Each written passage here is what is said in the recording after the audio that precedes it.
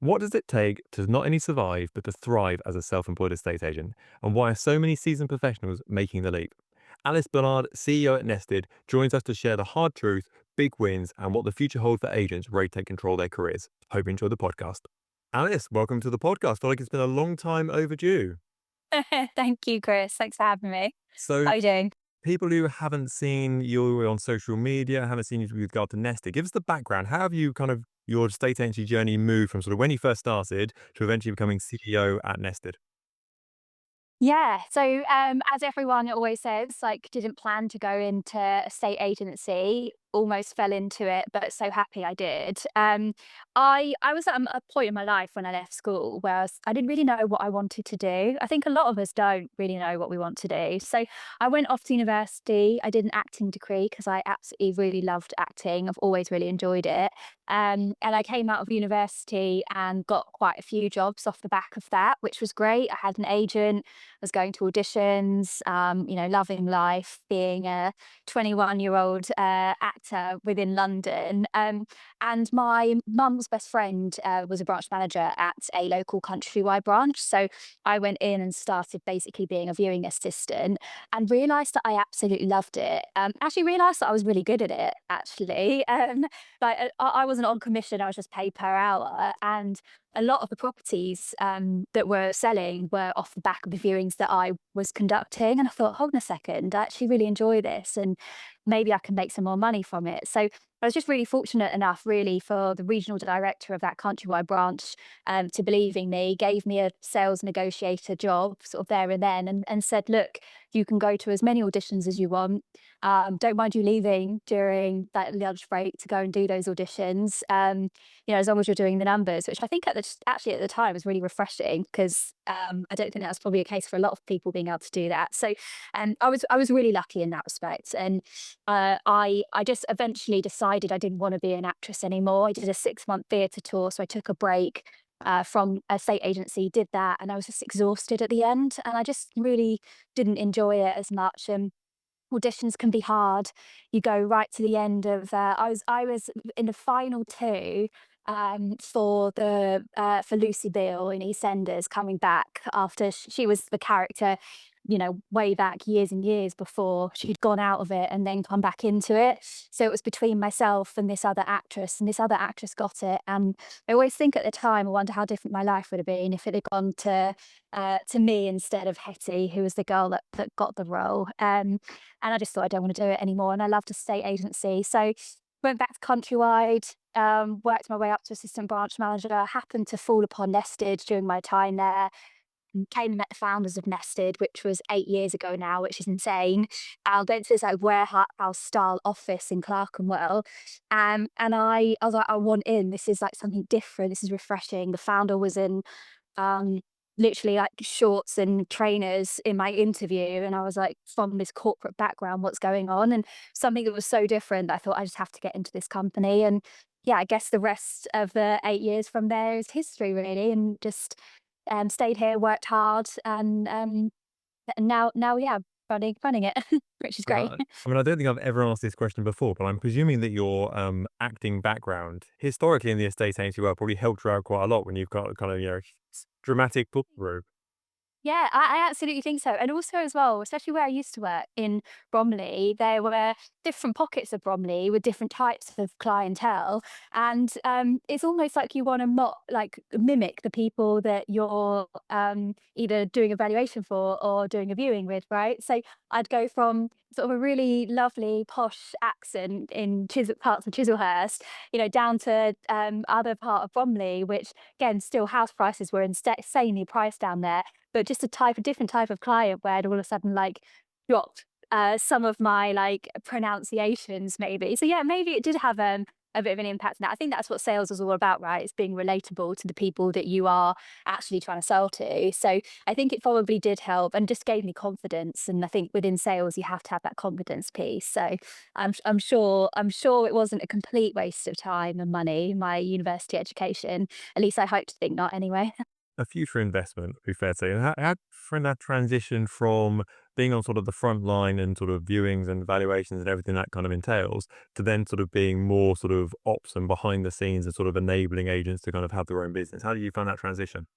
Yeah, that's a good question. I don't think I've been asked that one before. I certainly miss it. I miss going out and doing viewings and valuations. I think it's just such a fun part of the job, going to view properties and showing people their home, building up the relationships. I think I get a lot of those things from what I do now, though, which is the people side, the relationship building. It's not with clients and vendors anymore.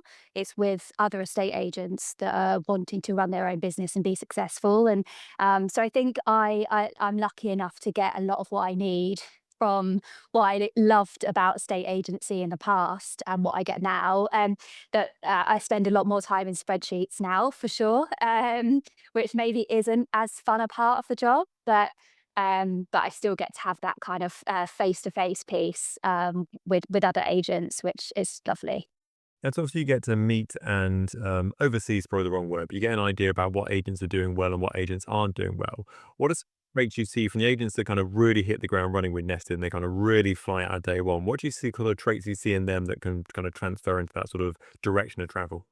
Yeah, I think probably there's a few answers to that question, to be honest. I think the big one for me is people that have come and done their research and haven't made quick decisions of, I just want to be self employed today because they've had a bad couple of weeks with their current role. I think we've seen a big boom within the self employed space over the past few years, and I think that's really super exciting. But I think that there's even more growth within this sector of our industry. And the really exciting part is there's like so many smart people out there who know that they want to have this as part of their plan in the future, but they are doing all the things they need to do now to set themselves up and being in that strong position. You need to be financially able to back yourself. Yes, models like Nested and others do offer some sort of financial incentives to help you through that initial kind of first 6 to 9 months. But really, you should see that as a fallback plan, like a safety net. Mm, I think you've got to have the right attitude. The most successful agents are the ones that have come in that have already been out prospecting, telling people that this is what they're doing and being proactive. You can't just open up a laptop and expect your leads to come flooding in. It doesn't happen that way. So I think really it's the thing that makes most people most successful is having that A, financial security, B, the confidence, and C, like the work ethic to just really go out there and from day one be thinking about that top of the funnel piece when it comes to leads, and not making excuses, to be honest.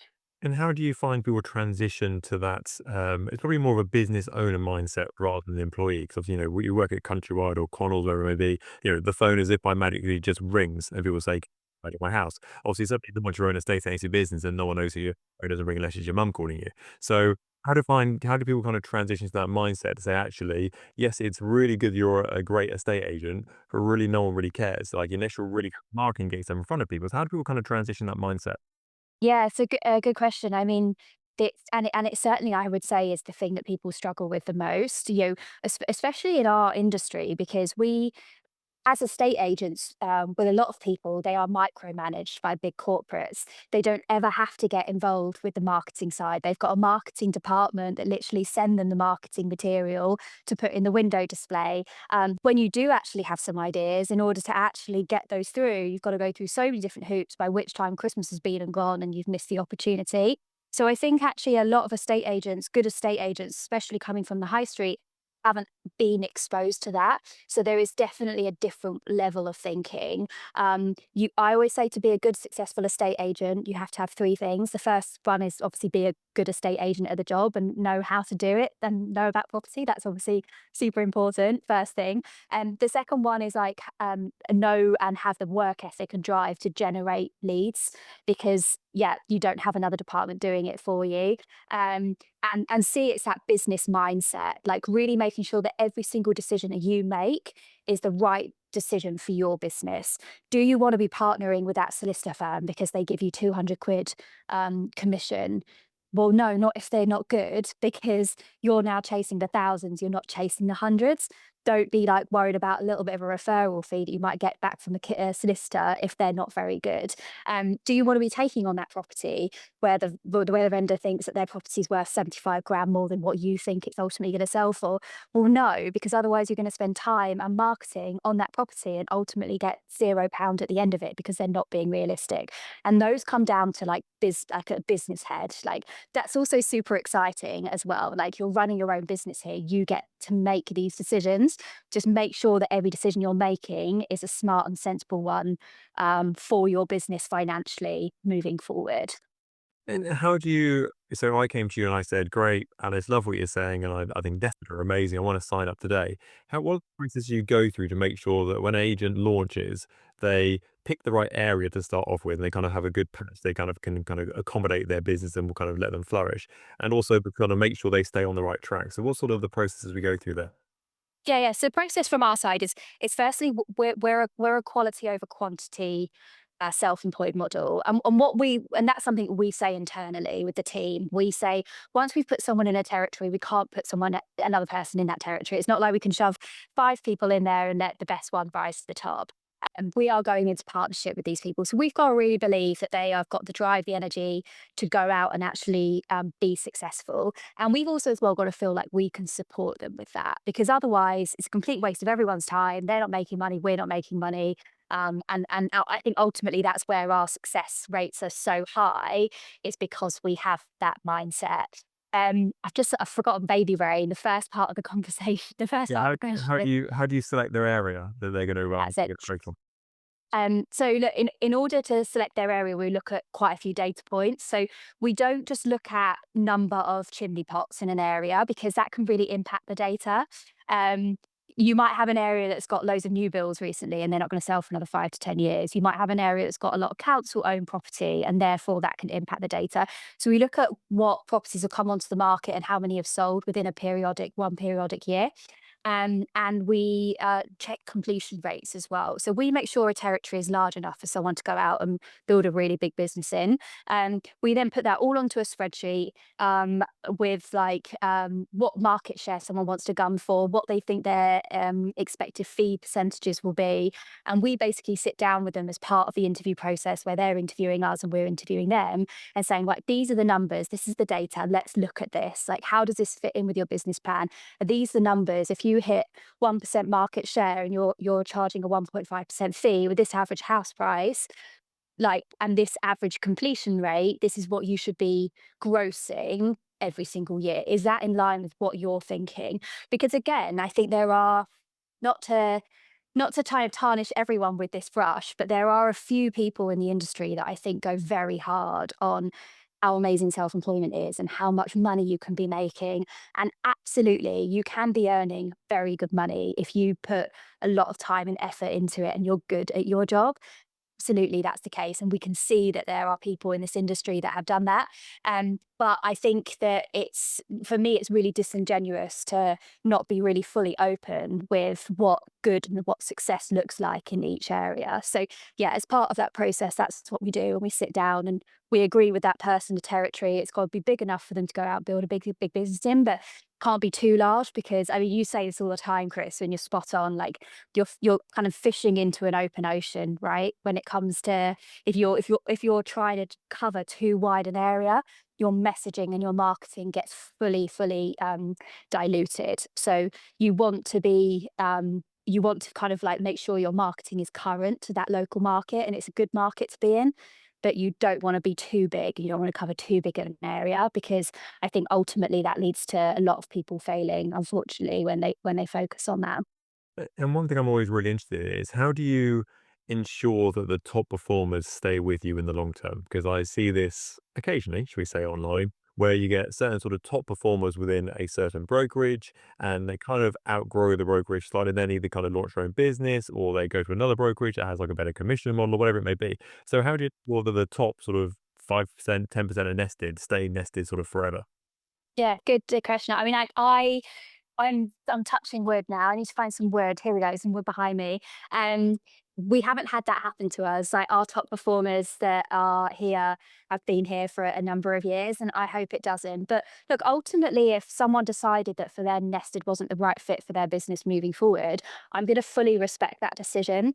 Again, that is what the beauty is about self-employment sector, is that people get to make their own choices now. They get to have control over their own careers. And if they get to a point where they think I've either outgrown a brokerage or my values or the direction that I want to go in is slightly different, then I think every single brokerage should accept that and understand that, did that decision process. And I think that the reason why we personally keep agents is purely because of the support, like the value that we add them within their business. It's not just about giving them access to Rightmove and Zoopla and a tech system and saying off you go. There's so many other additional layers of support there that I think that people really do see value in.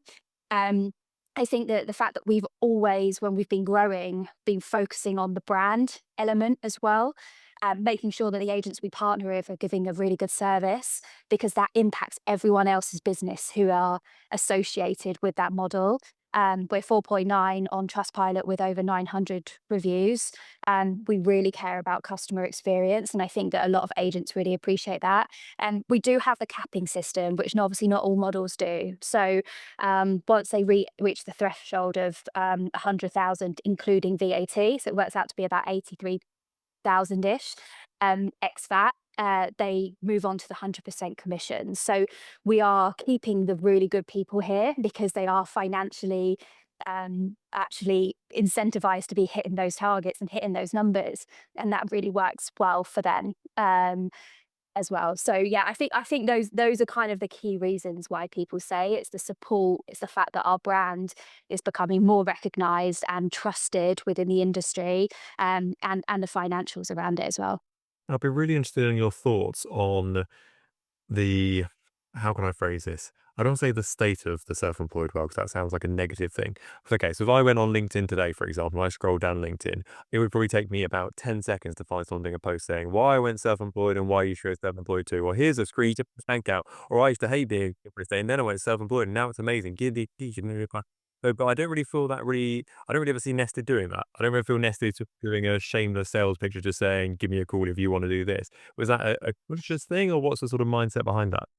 Yeah, look, it is very much a conscious thing. I actually put one out about 4 weeks ago and said, "Oh God, it's like, is this actually an ad?" Absolutely. Which you shouldn't do on LinkedIn, because again, like we're all human and we are, like the for me, I do cringe a little bit when I see the say. Sometimes it's literally the copy and paste jobbies. You see the same people say, all there's all different people saying the same thing in their LinkedIn posts, and I just look at that and thought, if that was me and I was thinking about who I want to join, I personally wouldn't relate to that. So I think whenever you're doing social media marketing and whenever you are building your own business, you need to be relatable and you need to be authentic to yourself. Like, don't try and be someone else. That is not me. I'm not going to be posting the "this is amazing" posts and "join us" every single day and like really hammering it. Maybe I should, and that maybe we would be getting more people talk to us if I did. But it would it wouldn't be me, Chris. And I think that that's a really important thing, and it's something that we talk with our agents a lot about when they join us. The personal branding, social media part, and we've got a fantastic marketing manager here that goes into a lot of depth with our agents on that, and it's got to be authentic. The worst thing you can do is copy someone else's approach and it for not to be yourself. So yeah, that's the reason you don't see it, is because I personally really don't like it. I'm not going to do it myself, even though it might be that I could get a few extra people talking to us a month if I did. Just wouldn't be the right thing to do. Yeah, I have a golden rule with all my clients I work with. I'm like, don't you dare post anything like that on the internet. Say you somewhere with like the way to recruit people is to have an awesome business where you're absolutely smashing it, making loads of money, going on holiday, and everyone will be like, oh my God, Alice, how do you do that? Can you teach me how to do it? Like, yeah, great, that's fantastic recruitment. You don't need to do a copy and paste job through ChatGPT times a day. Yeah. Yeah, exactly. And the worst thing is when you see, like, you just think, oh, like it's the same message over and over again, and it just becomes a bit boring. Mm. So talk me through then. So we talk about the positive side. What are some of the mistakes you see from self-employed agents going forward? So the ones that obviously with any business, there's going to be ones that succeed and ones that don't do quite so well. So with the ones that don't do quite so well, what are some of the mistakes that people fall into quite quickly that kind of other people could avoid? Yeah, I think the biggest one is actually before you even start being self-employed is understanding what the self-employed model is. Because again, this might come down to what's perceived in social media, but I think that there's this perception that you, again, as said earlier in the podcast, you can just open up your laptop and these leads come rolling in. You might be the best estate agent down your high street, be working for the biggest company and have the best sale rates within that firm. That doesn't mean that you'll be successful within the self-employed space. It means you've got a very good grounding, absolutely, and that clearly you're very good at your job. But there are other things that you need to consider when you're moving towards the self-employment piece.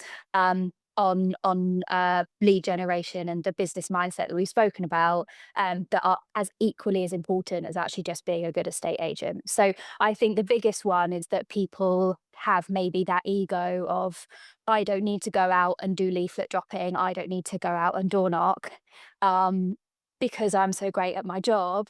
Um, Actually, initially to begin with, especially in this sector, you have to be doing those things. Um, and I think that's the biggest reason why people fail, is not really understanding that. And I do the best I possibly can to make that super duper clear before they join us, that I believe that to be the case. Yeah, I remember when I used to do vetting phone calls for the property franchise group before people were allowed to have a franchise, and I used to make it sound as pessimistic as I possibly could. But I would spend like 20 minutes on the phone, but like you'd be out door knocking in the rain. Yeah. You're going to say the f off 5 times in a row. Like, are you up for it? They came back saying yes, I'm actually up for it. I thought, but okay, fair enough. Like you're 100%. Exactly that. That's exactly what I do as well. And look, I think, and I say it in like a fun way, like door knocking might sound boring, but this is your business you're growing. How exciting. And you're knocking on that door for potentially a £6,000 fee. Why would you not knock on that door, like, and tell them about what you're doing and why they should pick you over all your competition? Like, what an ego boost to have your for sale board outside someone's house, like for your business. And so actually door knocking is great and it's exciting and it's fun. Don't see it as a negative thing, but do be doing it and going out and getting and knocking on those doors. So what are the top performers doing at Nested at the moment to get their phones ringing? What's the kind of if I spoke to the top 5 performers at Nested and said Yeah. there's one thing that you can keep kind of lead generation wise and you have to get rid of everything else sort of thing. What do you think the common answers that would come back from those people? Yeah, I mean, look, it will vary from area to area for sure. So that because we've got such a lot of brand presence in London, there are definitely different responses you get from someone, let's say in Southwest London, as opposed to someone that's situated in Bath. Um, the thing in London actually really is the reputational piece. We're quite lucky that the brand in London is fairly recognised. We get a lot of leads that come through to our agents without them actually having to do some of the lead generation piece, but they've been with us for quite some time and they've built up a very good reputation as their personal branding in partnership with Nested, and things like their Google reviews and their affiliation with, let's say, Get Agent, for example, would mean that we get a lot of leads that come through those channels for them. Um, but the main one I'd say on a broad perspective is door knocking. I don't want to sound like a broken record, but door knocking is the cheapest way to generate the hottest leads. Right? They are pretty much free. You should always have some collateral, that you should go up, like you should put through their door if they're not there, and that obviously costs a bit of money. But apart from that, it's pretty much free to knock on their door, and they are people that are literally got a sign outside the house saying, "I want to sell." So I would say door knocking is probably the big one, but there are definitely like different responses that you'll get from different partners across the Nested network. So let's go from low tech to high tech. Fantastic segue, if I do say so myself. So the one thing I've always looked at and Nested, I've always thought you're quite a high tech company. I've always thought stuff that you're on the sort of the front foot with regard to technology side of things. You're not kind of catching up. You're kind of like, we're partnered with this company, we're partnered with this company. And you got things like your app from memory as well, which you perhaps the ages. So important is that sort of being on the front foot of technology. How important is that for Nested and for your partner agents? Yeah, super important actually. And look, we call ourselves the modern agent, but we started calling ourselves that before we moved into the self-employed space. But actually, the self-employed sector works really well for it because it's the modern way of working. And I do honestly believe that it's going to be the modern way for selling for sellers in the future as well, is for them to be going with a personal one-to-one estate agent rather than maybe the big corporates that they're used to picking with their high street agents. So it actually works in very nicely to our model with when we call ourselves the modern agent. Technology is important. It's always been important. Back in the 90s, it was important back then with whatever technology they used, and it's important in our day and age as well. The difference is that we're heading into an era where we're going to see even more growth at a bigger, accelerated speed. And I think um, one of our unfortunate downfalls as a sector, I would say, is that we are, as in a sorry, as an industry, is that we are quite behind the curve when it comes to technology as opposed to other industries. We can be a little bit archaic and stuck in our ways sometimes.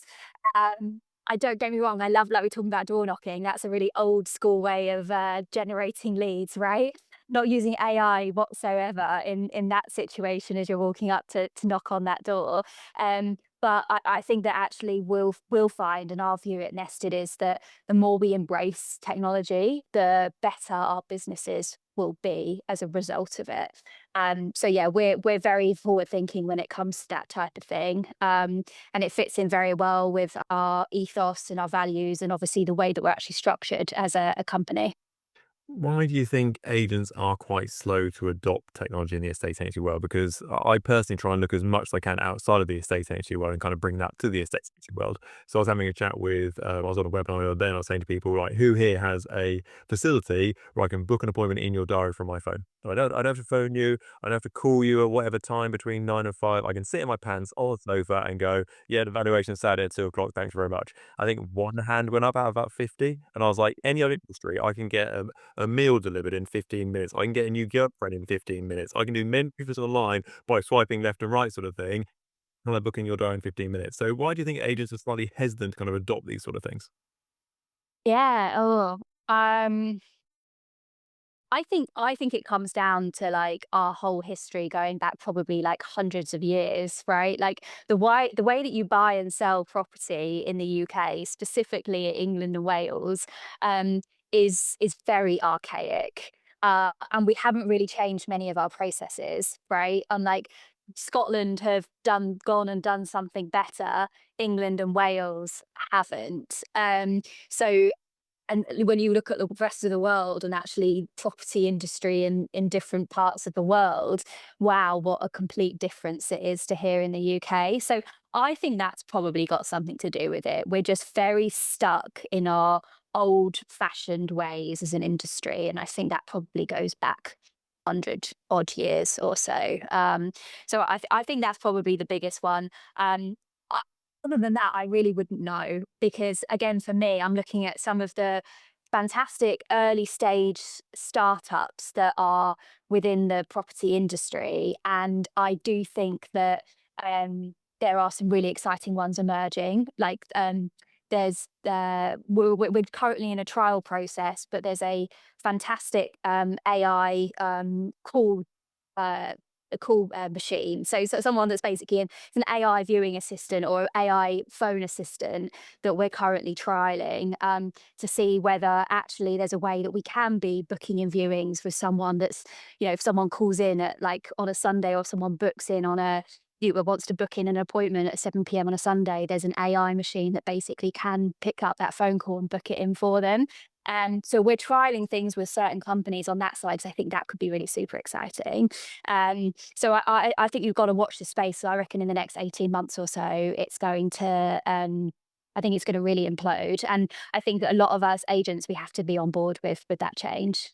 Yeah, 100%. I think it's yeah, I think all that change is coming. You've got two options. Either you kind of embrace it, even if it's slightly painful to start off with, or you stick your head in the sand and then you put your head up in probably, yeah, 18 months to 2 years time and you're like, I'm significantly behind everyone else sort of thing. Yeah. And or it's really then painful to kind of catch up. And also financially on your business as well, right? Don't be using AI tools because they are, or certain products because they're fashionable. If it's expensive, don't adopt it if it doesn't financially make sense for your business. But actually, you'll find a lot of these tools that are coming out are going to save you time. Again, that comes back to that financial piece.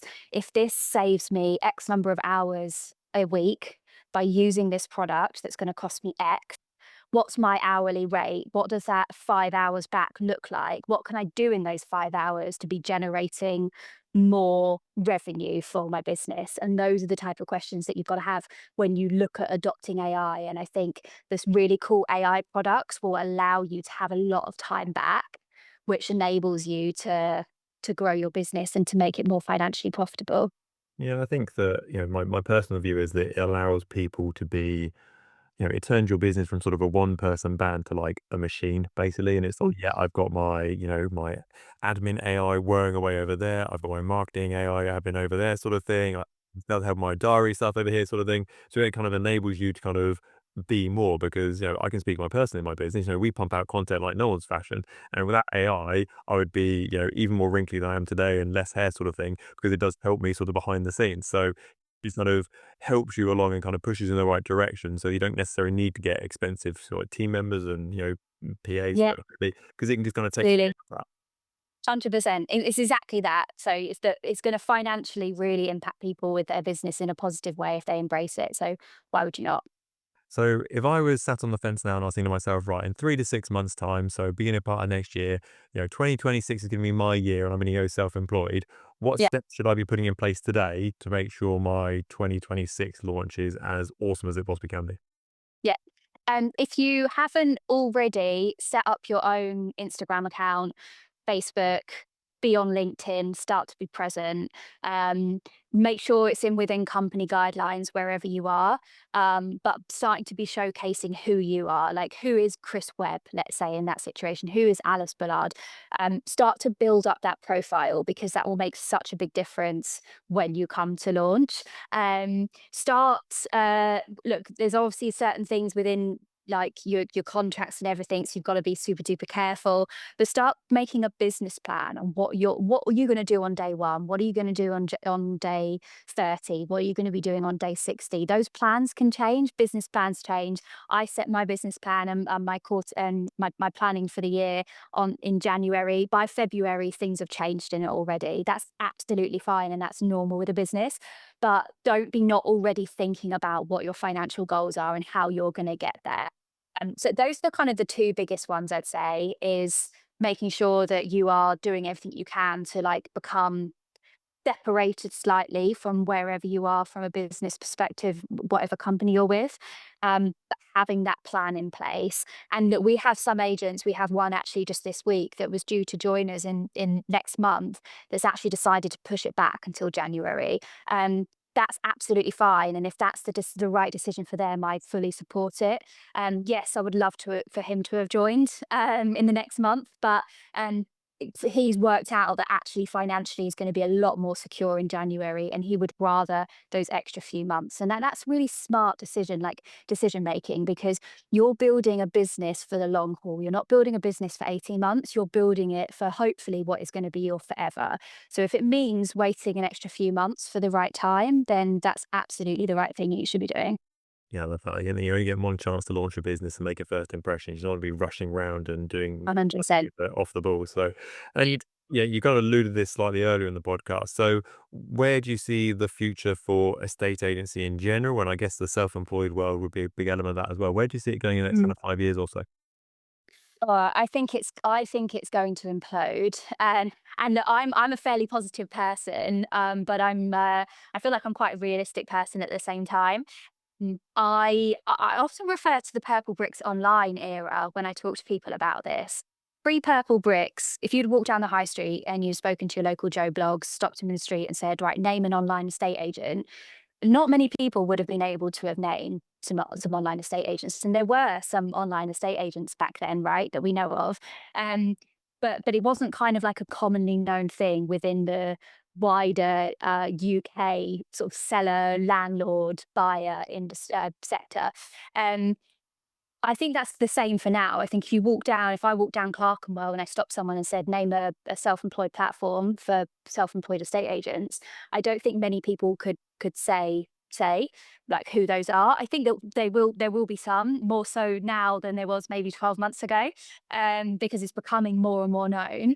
But it certainly wouldn't be a case of the majority of people that would be able to say it. And I think in 5 years' time, we're going to see that shift. We're going to see a lot more people that understand what a self-employed estate agent is, why they should use a self-employed estate agent, and what platforms there are that support self-employed estate agents. And I think that's super exciting. It's the big reason for us at Nested why we're so focused on that branding piece, because we want, when people are typing into ChatGPT in 5 years' time, who's my best local self-employed estate agent, I want Nested to be popping up.